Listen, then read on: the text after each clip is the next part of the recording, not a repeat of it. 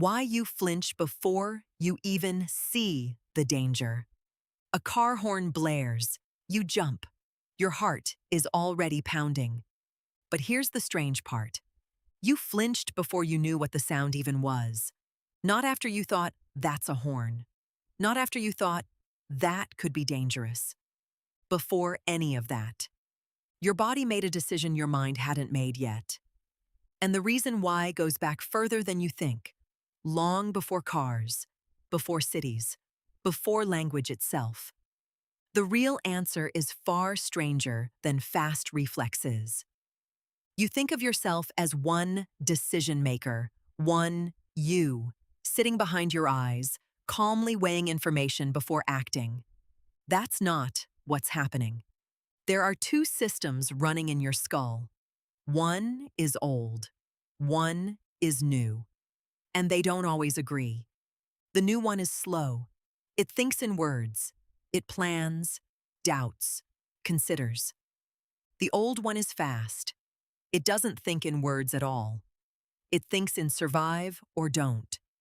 And when something moves fast toward your face, the old one doesn't wait for a meeting. It acts first. It explains later. Picture your ancestor, 300,000 years ago. Standing in tall grass. A shape moves, low, fast, half hidden. The ancestor who stopped to think, is that a lion or a shadow? Often didn't get a second chance to think again. The ancestor who flinched, ducked, ran, before fully knowing why, passed on their genes. Evolution didn't reward accuracy. It rewarded speed. This is called the amygdala hijack. The amygdala is a small almond-shaped cluster deep in your brain. It's your alarm system. When it detects a possible threat, it can trigger a full-body response in as little as 12 milliseconds. 12 milliseconds. That's faster than you can consciously see a flash of light. Compare that to your visual cortex, the part of your brain that actually identifies what you're looking at. That takes roughly 150 to 200 milliseconds. So the amygdala gets the raw signal first, through a shortcut scientists call the low road. It skips the detailed processing entirely. It doesn't wait to know if the shape in the grass is a lion, a rock, or a shadow. It just asks one question. Does this look dangerous enough to move on? And if the answer is maybe, it moves your body first. Your thinking brain, the one that actually recognizes, oh, that's a car horn, gets the information after your body already jumped. You didn't decide to flinch. Something older than decision-making did it for you. Here's the part that should unsettle you a little. This system can't tell the difference between a lion and a deadline. Your amygdala doesn't know it's the year you live in now. It doesn't know cars exist, or emails, or notifications.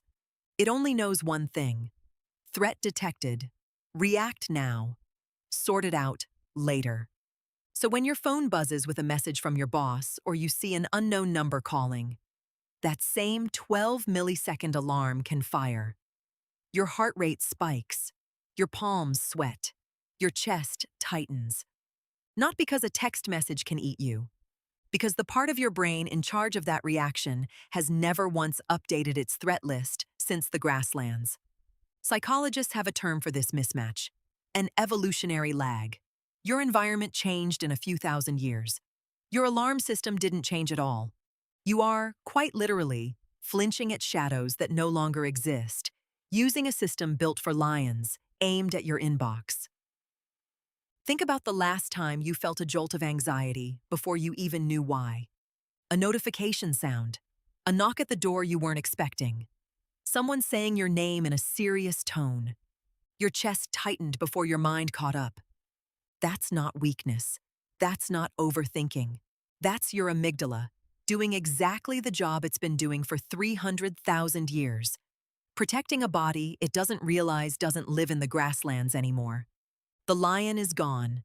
The alarm never got the memo. You flinch before you see the danger, because for most of human history, the ones who waited to see it clearly didn't survive to explain what they saw. Your body isn't broken. It's ancient. Next time your heart jumps before your mind catches up, remember, that's not you overreacting. That's 300,000 years of grassland, still standing guard behind your eyes.